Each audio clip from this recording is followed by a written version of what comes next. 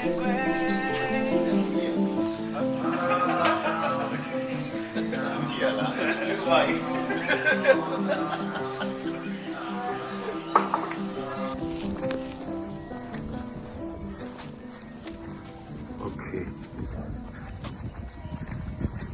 Another location scout.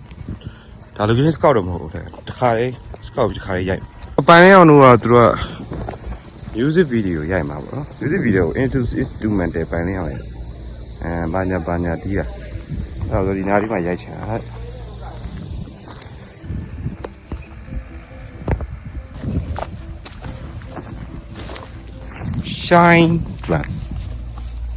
shine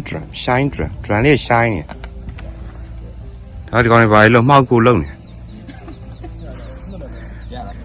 တရုတ်ပြည်က drum ကိုမြန်မာပြည်ကမှောက်ကိုသွင်းတာနည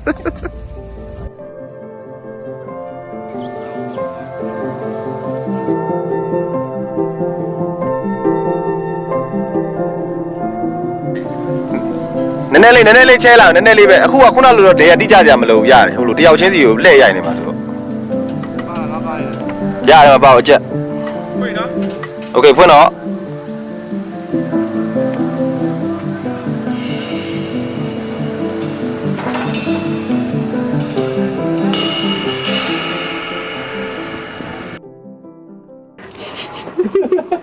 ဆိုတော့ခီးစဉ်မှာပထမကျွန်တော်က jazz ပဲပါမယ်ထင်တာလေ jazz နဲ့ကျွန်တော်လည်းပဲတောင်းမယ်ထင်တာနောက်တော့အမပါလာတဲ့ border တွေကြောင်းနေပြောပါဦး story လို့3ယောက်တည်းသွားရင်ဒါဂေးနေမှာဟုတ်တယ်ကျွန်တော်ဂေးပါခေါ်လာတော်ပါဦးမင်းတွေပူစိုးနေကျွန်တော်မန်နေကတချင်းသွားရိုက်မယ်ဆိုလို့ရှိရင်လည်းအဲ့လိုကျွန်တော်ကရန်ကုန်မှာရိုက်လို့ရှင်လဲရှာကြံပြီးတော့လုပ်လို့ရဗျာဒါပေမဲ့ကျွန်တော်ဒီပထမတစ်ခေါက်လာတော့ဒီ sport ကိုကြိုက်တယ်ဒီလိုမျိုးမြင်နေရ view လဲကြိုက်တယ်ပြီးတော့အဲ့တော့ကြောက်လို့အုပ်စုလိုက်ကြီးလို့အများကြီးဆိုအရန်ပျော်ဖို့ကောင်းတယ်ပျော်ဖို့ကောင်းတော့ကျွန်တော်သွားရိုက်မယ်ပါညာဆိုအစောကြီးကတည်ထားတဲ့ကကျွန်တော် record လေးပဲပတ်စံရရင်ကျွန်တော်ဒီခီးထွက်မယ်ပေါ့နော်မရလို့ရှင်ကြောက်လဲရှာကြံလုပ်မယ်ပေါ့ဆိုတော့6လလောက်ရှိပြီဇူလိုင်တော့ပထမတစ်ခါဇူလိုင်တော့ဆိုတော့ဟိုဟာအဲ့တော့ကျွန်တော်မေးလိုက်တော့အကုန်လုံးကလည်းအကုန်လုံးဆိုအခုလာပါတဲ့လူတွေကလည်းလိုက်မယ်ကျန်တဲ့ border တွေကတော့ကြံခဲ့ပြီဆိုတော့သူတို့လည်းလိုက်မယ်ဆိုတော့ငါနဲ့လူကများသွားလူကပွဲပူစီရောဆိုတော့ဟိုဟာဒီကျွန်တော်တို့အဲ့ရှိတစ်ခေါက်ထွက်တော့ကလောက်တဲ့ဟိုကတ်တွေနဲ့ကျွန်တော်အဲ့တစ်ပေးတယ်ပါလေအိမ်မက်ရောက်ဆုံးအကြောင်းအောင်အိမ်မက်ရောက်ဆုံးကပျော်ဖို့ကောင်းတယ်ဗျကျွန်တော်ပထမတကယ်လိုချင်တာလည်းအဲ့လိုမျိုးပေါ့တချင်းကပထမတော့ကအဲ့လိုကျွန်တော်ဇလန်းနည်းနည်းအဲ့လိုမျိုးကောင်းလေးကောင်မလေး2ယောက်လောက်ကျွန်တော်မဟုတ်ဘဲနဲ့အဲ့လိုမျိုးထည့်လိုက်မယ်ပေါ့ထည့်ပြီးတော့သူတို့ကခိုင်းမယ်ပါအဲ့လိုမျိုးစဉ်းစားတာပထမစဉ်းစားထားတာလည်းဟိုဟာဗာလဲ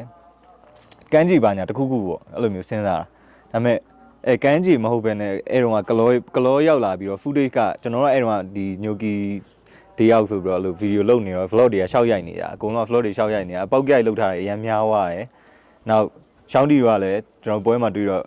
လုပ်ပေးမယ်ပါညာနဲ့အဲ့လိုမျိုးဟာဖြစ်တော့ရှောက်ရိုက်ထားတဲ့ကတ်တွေလည်းရှိတော့အမှလှုပ်ဖြစ်သွားကျွန်တော်ဗီဒီယိုပြန်ကြည့်တော့တကယ်မိုက်တယ်ဆိုတော့edit ကောအကုန်လုံးအဲ့လိုပြလိုက်တော့သူများရဟာပြောဖို့ကောင်းတယ်ပေါ့ဗီဒီယိုလေးရမိုက်တယ်ကျွန်တော်တချင် edit လုပ်နေတဲ့တော်နားထောင်ပြတယ်ပြောတော့ဟွာလေအဲ့ show ကဘာ show လဲတိန်တိုက်မြေဒီနဲ့ volume 2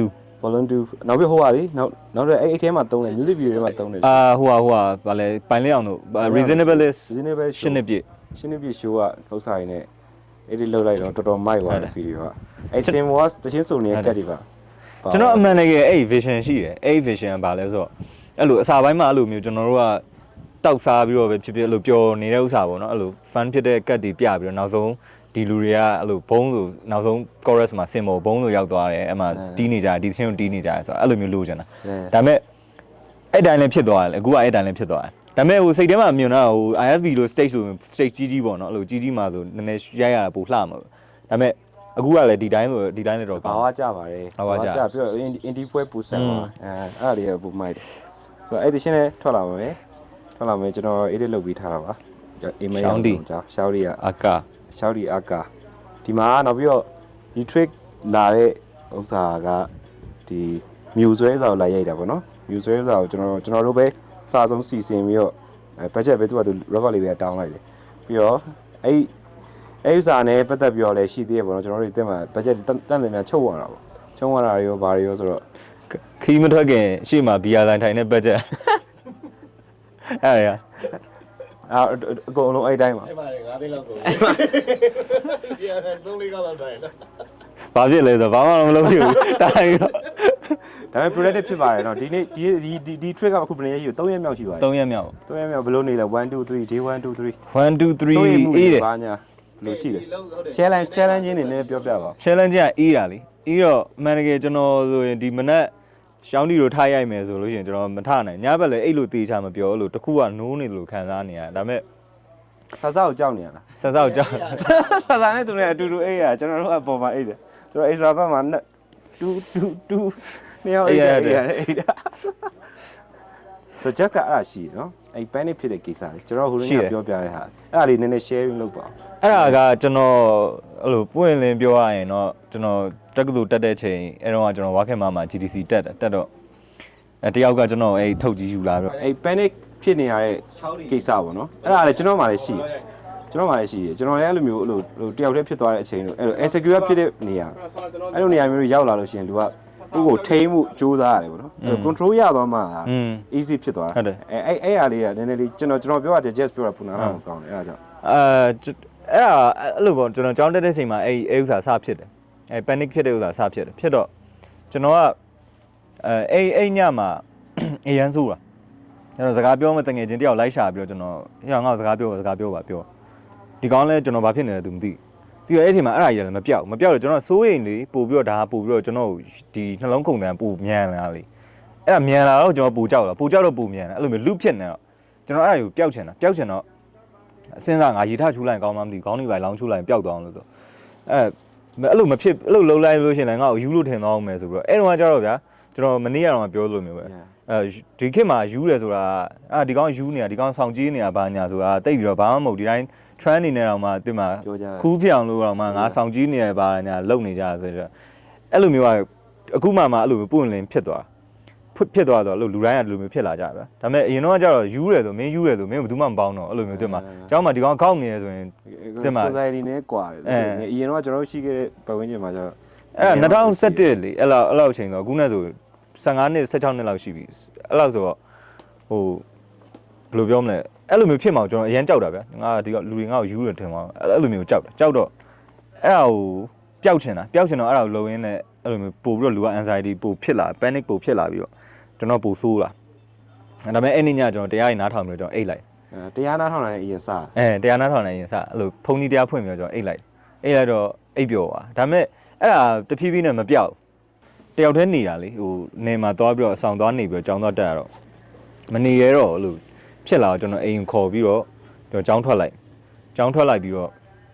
ဟိုနောက်ကျတော့ကျွန်တော်ရန်ကုန်မှာအလုပ်လာလုပ်ဖို့ထွက်လာပြီပေါ့နော်အဲ့အချိန်ကြီးကျွန်တော်စိတ်ကူးနေတာစိတ်ငြိမ်သေးတောက်ပြီးတော့အဲ့တောက်ချောက်မှာအဲ့လိုမျိုးကျွန်တော်ကနောက်ဘာလို့ဖြစ်လာလဲဆိုတော့ငါတိုက်ပေါ်ရောက်လို့ရှိရင်ငါခုန်ချလိုက်မှလားတွေ့မှာကိုကငါဓာတ်နဲ့ထိုးလိုက်အဲ့လိုမျိုးတွေပါကျွန်တော်အဲ့လိုခေါင်းထဲမှာအဲ့ဒါကြီးကနောက်ထပ်အတန်တစ်ခုကအဲ့လိုမျိုးရှိနေတာဗျရှိနေတော့အဲ့ဒါကိုကျွန်တော်ကြောက်တော့အဲ့ဒါဆေးတောက်ပြီးတော့တော်တော်ဟိုဟာဖြစ်လိုက်ရတာပေါ့နော်ကုလိုက်ရနောက်ကျတော့အဆင်ပြေသွားပါတယ်အခုကဒါပေမဲ့တစ်ချက်တော့တခါလေမှုမကောင်းတဲ့ချိန်ပါညာဆိုလို့ရှိရင်တော့အဲ့လိုနည်းနည်းလေးစိုးရိမ်နေစိတ်ရှိတယ်အဲ့ဟာနဲ့ပတ်သက်ပြီးတော့တချင်းရေးတဲ့ပုံမှာ effect ဖြစ်လာအဲ့ဒီစားအဲ့လို panic ဖြစ်တဲ့စိတ်တစ်ခုကဗျာဒီဘက်နဲ့ခု creativity ကိုနည်းနည်းတော့အနောက်ရှက်ပေးတယ်ဗျာဟုတ်ပါတချင်းရေးတဲ့အချိန်မှာမဖြစ်ဘူးတချင်းဖန်တီးတဲ့အချိန်မှာမဖြစ်ဘူးဘာအချိန်မှာဖြစ်လဲဆိုတော့ကျွန်တော်တချင်းဆိုတဲ့အချိန်မှာဖြစ်တချင်းဆိုတဲ့အချိန်မှာဘယ်လိုဖြစ်တာလဲဆိုတော့စင်ပေါ်မှာမဟုတ်ဘူးဗမာပဲဖြစ်ကျွန်တော်ဆိုလို့ရှိရင်ပုံမှန်ဒါကျွန်တော်ဘယ်သူမှလည်းမပြောတော့ပြောဘူးရဒါပေမဲ့လူများလည်းကျွန်တော် relate လုပ်လို့ရမယ်လို့မထင်ဘူးကျွန်တော်တချင်းဆိုတဲ့အတန်ကအဲ့လိုအမြဲတမ်းမတူပြောင်းနေတာဒီထဲထဲကဥစ္စာတွေကလေဘာလို့လဲဆိုတော့ကျွန်တော်အဲ့လိုကျွန်တော်ကိစ္စတစ်ခုကိုအဲ့လိုအာရုံစိုက်လိုက်လို့ရှိရင်အဲ့ဥစ္စာကိုလို့တောက်လျှောက်ကြီးတွေ့အရင်က vocal တင်တန်းတက်တော့အဲ့တင်တန်းနေရနေပြီးတော့မင်းအတန်ထုတ်တာပေါ့နော်အတန်ထုတ်တဲ့ပုံစံကိုရှေ့ထုတ်ရမယ်အနောက်ရောက်နေဘာဖြစ်လဲအဲ့လိုဆိုတော့ဒီဟာတွေကိုကျွန်တော်ကဒီ function တွေထဲမှာရှိရဗျာဒီဟာကြီးပြောင်းတဲ့ဥစ္စာကိုကျွန်တော်နားလဲတဲ့ပုံစံလွဲပြီးတော့ကျွန်တော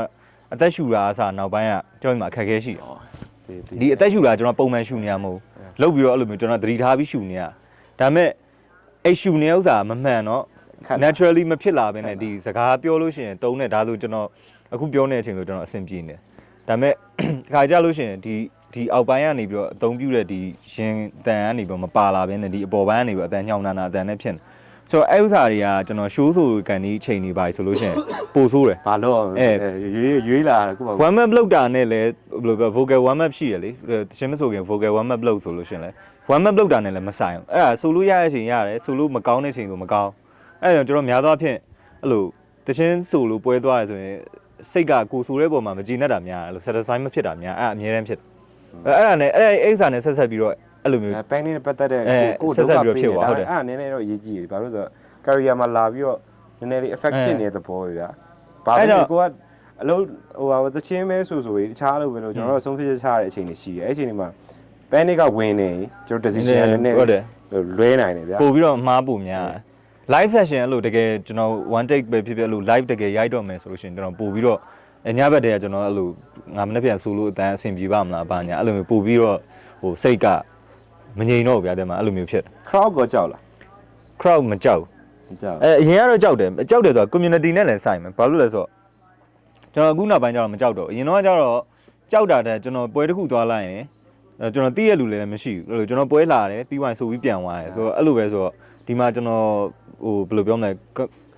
ဲစကားပြောလို့ရတဲ့လူတွေမရှိတော့ခင်တဲ့လူတွေမရှိတော့ဆိုပြီးတော့ပြန်သွားဆိုတော့အောက်ကလူတွေကကိုယ်အားပေးနေလားအားမပေးနေလားအဲ့ဒါလည်းတိတ်မသိဘူးလူကျွန်တော်ဆိုတဲ့အချိန်လည်းလူအဲ့လိုတိတ်မရှိဘူးဗျာမရှိတော့ community မှာကျတော့အခုကကျတော့တိလာကြတော့အဲ့လိုအားရှိလာဗျာကျွန်တော်ပုံမှာပောက်ကရလုံနေလဲတင်မှာဒီကောင်နေကျွန်တော်ပြင်မှာလဲပောက်ကရလုံနေကြတဲ့လူတွေဆိုတော့စင်မောပောက်ကရလုံလဲတိတ်ပြဿနာမရှိတော့ဘူးရှက်စရာလူမရှိတော့ဘူးတင်မှာဆိုတော့အဲ့ရှိရကျွန်တော်လည်းကိုနီးကိုဟန်နေပဲဒါ Jazz ကသူ့ရဲ့ panic ဖြစ်တဲ့ပုံစံကိုရှင်းပြတော့ကျွန်တော်ခဏခဏသူနဲ့ပတ်သက်ပြီးဒါစဉ်းစားမိတယ် panic ဖြစ်တယ်ငါလည်းဖြစ်လာပါတော့ပြန်စဉ်းစားမိငါဖြစ်တဲ့ပုံစံဘယ်လိုမျိုးလဲအဲ့လိုမျိုးစဉ်းစားကြည့်လိုက်ပေါ်လာတယ်ကျွန်တော်တို့ကလည်းအဲ့လိုငယ်တော့ကဘယ်လိုပဲနေလူတိုင်းရဲ့ရှက်ကြောက်ကြီးရဗျာအဲ့လိုအရန်ရှိန်ဖူးပြီးဘာလို့ရှက်လို့ရှက်နေမသိဘူးဒါပေမဲ့ကြီးလာတဲ့အချိန်မှာလူရှိထွက်ရမယ်တခုလောက်ရမယ်ဟေးဘာညာဆိုလို့ရှိရင်အဲ့ကျင့်နေဖြည်းဖြည်းချင်းရှော့ပြီးတော့လေဟုတ်တယ် mature level ရဲ့ဝင်လာပြီဆိုရင် mature ဖြစ်လာတယ်အဲ့ဒါတွေနဲ့ဆိုင်လူရှိမှစကားတင်းတင်းပြောတာတွေပြီးရင်အဲ့လိုလူများကိုပြောတဲ့အဆောင်နားလဲအောင်ရှင်းပြတာတွေအဲ့ဒါတွေကအများကြီးဟိုဘယ်လိုပြောမလဲလေ့ကျင့်ပြီးလို့ရှိရင်လေ့ကျင့်တောက်လျှောက်ရှိလာရင်တော့အဲ့ဒါ used to ဖြစ်သွား Jazz နဲ့ကျွန်တော်နဲ့စုံခဲ့တဲ့ပုံစံကသိမကြသေးဘူးเนาะကျွန်တော်အဲ့လို contact ဖြစ်ခဲ့တာမကြသေးဘူးရှေ့မှာဒီတိုင်းပဲ show ဝဲပါညာမှာ Jazz ဆိုပြီးတော့သိတယ်တချင်းလည်းအဲ့လိုတစားနေတော့နားထောင်ကြတယ်ဒါပေမဲ့တကယ်လူချင်းသိသွားတဲ့အချိန်ကျမှဒါလူကဒီတိုင်းပဲကျွန်တော်တို့နေနေတဲ့ community မှာလူတွေကအများကြီးပဲကျွန်တော်ရှောက်ရီဆိုတဲ့နာမည်နဲ့ဆိုလို့ရှိရင်ကျွန်တော်နဲ့လာပြီး connect ဖြစ်တဲ့အုပ်စုတွေအများကြီးပဲရှိတယ်ဒီမှာဟို square lake တို့လည်းရှိရယ်ပလောင်တို့လည်းရှိရယ်ပြီးရင်ဒီ music နဲ့ပတ်သက်ပြီးတော့သိရလူတွေများလာတဲ့မှာ Jazz ကလည်းဒါနောက်ပိုင်းကျွန်တော်လည်းသချင်းတွေလည်းကြိုက်လာတော့ပို့ပြီးတော့တွေ့ပြလာတဲ့လူတွေမှာပါတယ်ပေါ့နော်ရှောက်ရီကနေပြီးတော့အခုဒီလိုမျိုးသချင်းလာရတဲ့အတွက်လည်းကျွန်တော်ကြိုက်တယ်ရလည်းကျင်းနေတယ်ပြီးတော့အဲ့စာရဲ့ vision တွေတော်တော်များတယ် Jazz ကနေလာတာပေါ့နော်သူ့ idea ကိုပဲကျွန်တော်တို့ဝိုင်းပြီးတော့ဟို support ဝိုင်းလုပ်ပြီးတော့ direction ဝိုင်းပေးတာပေါ့အဲ့ဒါတွေကဒီ trip မှာပြီးခဲ့ပေါ့နော်ဘလို့များများတွေ့ပြလဲဆိုတော့အဲ့လို VR line ထိုင်လို့အဓိကတော့ VR line ထိုင်လို့ပဲပြီးရင်ဟိုဘဲတွေဟို Yogi Days မှာ तू တင်တဲ့ blog တွေမှာပါတဲ့အဲ့ဘဲတွေအဲ့လို gay ပါညာသိတော့ဇလန်ကျွန်တော်အဲ့စိတ်ဝင်စားတယ်gay လားမ gay လားမသိဘူး gay ပါထွက်ကြည့်တော့သိမယ်ဒါပေမဲ့ခုထိတော့အရင်ဘယ်လိုလုံးကျွတ်ဖြစ်ပြီလားမဖြစ်သေးပါဘူးအဲ့တော့ဘယ်ပြောမလဲလောက်အောင်လေမလောက်အောင်လေမဟုတ်အဲ့ဒါအမှန်တကယ်ရှောင်းနေလို့နဲ့တေချာစကားပြောတာပါလေဟိုဆိုင်မှာထိုင်တော့ queue ပါမှာလားထိုင်ပြီးတော့အဲ့လိုနန်းနယ်ကိစ္စအကြောင်းတွေပြောရင်းနဲ့အဲ့ကြောင့်မှတကယ်အဲ့မှာတေချာစကားများများပြောပါတောက်ချောက်အရှိမှာတော့တိတယ်ကျွန်တော်ဆိုလည်းရိုက်သေးတာကျွန်တော်ပွဲသွားရင်ဓာတ်ပုံကကျွန်တော်ရိုက်ပေးမဲ့လူဘူးမှမရှိဘူးဆိုတော့ရှောင်းနေလို့ရိုက်လို့ရှိရင်ကျွန်တော်ဓာတ်ပုံရတယ်ဗျာဆိုတော့အဲ့ဒါကျွန်တော်အဲ့တော့ဂျင်းတော့တင်ထားသေးတယ်အဲ့ဒါဟိုကျွန်တော်ရဲ့ point လေးတစ်ခုအဲ့တစ်ခုပဲကျွန်တော်တို့ marketing များကိုယ့်ကိုလုပ်နေတဲ့ business ဖြစ်တဲ့အတွက်ကျွန်တော်ဒါနဲ့ရက်တည်နေရလေဒါနဲ့ရက်တည်နေတော့ဒီဟာကလူတွေကို connect လုပ်ပေးရလေးဖြစ်တယ်ဗျာကျွန်တော်တို့ portfolio လေးဖြစ်တယ်အဲ့ကိုကလည်းပွဲကိုပြောလို့သွားနေရဗျာကိုကြိုက်တဲ့တခြင်းစုံနေတယ်ကိုစိတ်ဝင်စားတဲ့တစ်ခုခုပြနေရဆိုရင်ကျွန်တော်တို့ attention ပေးပြီအဲ့ကြရင်နောက်ကျရင်ချိတ်ဆက်မိပြီပြောမိပြီဆိုပြီး free version ပေါ့နော်နောက်ကျရင်တော့သူတို့ကစိတ်ဝင်စားပြီးတော့ပြန်လာပြီးတော့ကိုဒါလေးရိုက်ပြပါအောင်ဆိုပတ်စံတောင်းရောကိုတွေ့ရှိရော try ပေးတာအဲ့လိုမဟုတ်တချို့ကမသိဘူးကျွန်တော်တို့ page တွေကိုကြည့်နေတဲ့လူတွေကြတော့လေဒီလူတွေကဘာနဲ့ပတ်စံရှာနေမှမသိကြဘူးဗျာကျွန်တော်လည်းအဲ့ဒါတိတ်မပြောပြကြဘူးဒီတိုင်းပဲတစ်ခါလေး ဗီဒီယိုရိုက်တယ်ရိုက်တာရိုက်ပြနေဘာလို့ရိုက်ပြနေမှလည်းမသိဘူးအဲ့ဒါကိုကြည့်ပြီးတော့လာပြောရတဲ့လူတွေရှိဟာခင်ဗျားတို့ဗီဒီယိုကဘာဖြစ်နေညာဟုတ်တယ်ဟိုကကိုပလောင်တို့ဟိုကခီးသွားတဲ့ဥစ္စာတွေပါဆိုကြည့်ပြတယ်လေစိတ်ဝင်စားဖို့ကောင်းတယ်လို့ဟုတ်ဒါကတော့ကျွန်တော်တို့ themes ကဟိုဒီလိုက production line မှာသူတို့ရဲ့ themes တွေကိုယ်ပိုင်နေ style ရှိတယ်ပေါ့နော်ဒါကကျတော့